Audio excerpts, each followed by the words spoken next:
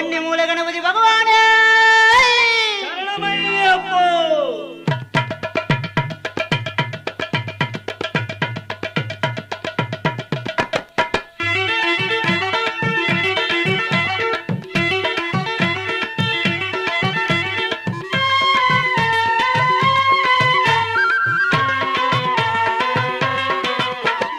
கன்னி மூல கணபதிய வேண்டிக்கிட்டு நாங்க கார்த்திகை முத தேதி மாலையிட்டு நாங்க கார்த்திகை முத தேதி மாலையிட்டோம். கன்னி மூல கணபதிய வேண்டிக்கிட்டு நாங்க கார்த்திகை முத தேதி மாலையிட்டு நாங்க கார்த்திகை முத தேதி மாலையிட்டோம். ஐயப்பா ஐயப்பா என்றே சொல்லி ஐயப்பா ஐயப்பா